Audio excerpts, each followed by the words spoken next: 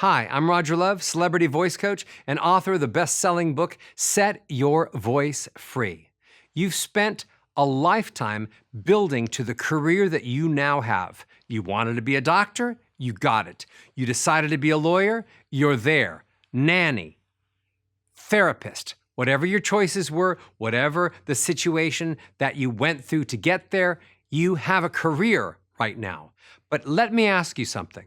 Is your voice holding you back from being successful in the career that you have chosen or that you have found yourself in? Because I believe there's a dichotomy, a big difference between the position that people have in life, the character they play, the role they play, the occupation that they occupy, and what they sound like. And it is only those people that manage to take what they are with who they are inside and then showcase that to the people that they are presenting themselves to that become the most successful. For example, let's say you're a doctor and you wanted to be a doctor for all the right reasons. You want to help people. You have a big heart. You hate seeing people in pain. You want to heal the sick. You didn't come to be a doctor because you wanted to be a type of doctor that could charge the most for specific types of surgeries that were very highly expensive and that your job was to buy more houses and more houses and more houses. Your job of being a doctor came from the heart. You decided you want to help people. So then you walk into the office and there is a patient and your patient is ready to experience you, the doctor who cares more than all the other doctors, the doctor with the big heart, the doctor that hates seeing people in pain, the doctor who is committed to changing the world one healthy body at a time. And you open up your mouth and the sounds that come out of you make that person feel that you are selfish or angry or shy or separatist, or in some way they can't access by the sounds that are coming out of your mouth that you really care about them when we know that you do. So how successful are you going to be with that patient and all of the other patients if you're not good at showcasing who you really are as that kind of a doctor? Let's say you're a lawyer and you have learned everything you need to be a lawyer. And it is your day and you have prepped and you're a trial lawyer and you are going to now give opening statements and there is the jury and the judge and you are a lawyer who has been doing pro bono work your whole career. You love people. You don't even like charging them. You want to change their lives. You are fighting for the people that have no advocate. You're that kind of a lawyer and you step into the room, you step into the courtroom and you have your opening remarks. But you sound kind of like a jerk. You sound like you don't care. You sound kind of selfish. You sound kind of weak. You sound like you don't have all the answers. You sound like you don't care that much.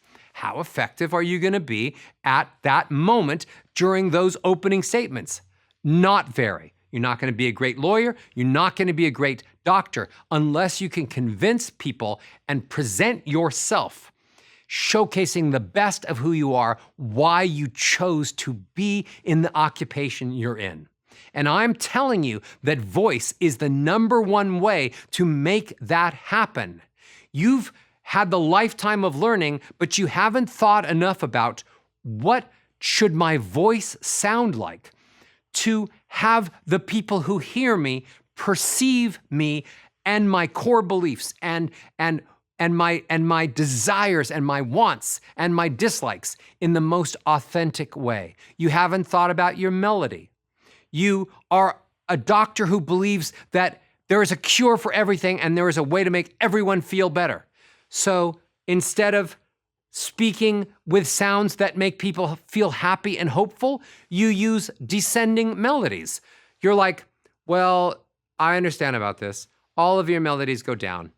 So I understand about the rash and most probably I can cure it.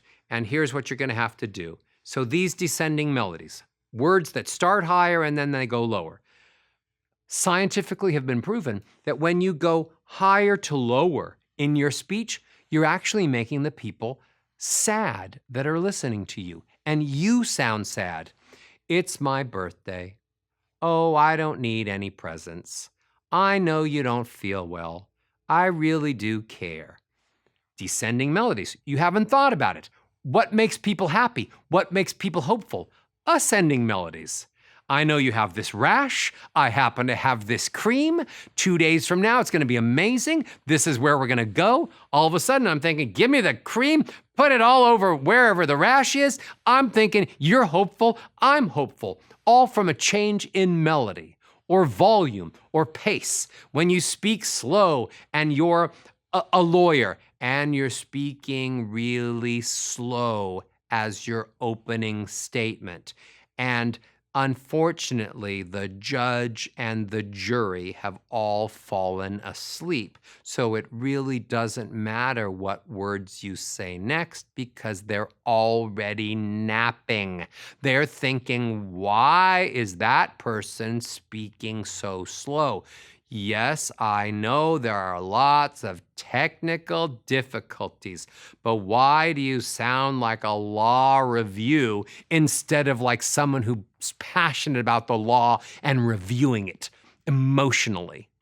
So the pace, the tone, the volumes of your voice, everything I talk about in the building blocks, pitch, pace, tone, melody, and volume. It is more than time for you to start recording yourself, listening back to the way that you sound, thinking about your core values and how they relate to the kind of doctor you want to be, the kind of nanny you want to be. Is your voice so soft as a nanny that your charge's parents don't feel like you have the strength to be trusted with their infant for long periods of time? Is it because your voice is so soft that you just don't give across any strength? They're not perceiving you as being strong because your voice is so weak. And they're thinking in their minds, if there's a crisis, if the baby's choking, what are you going to do? Are you just going to whisper to the baby and hope that the baby feels better? Or are you going to spring into action?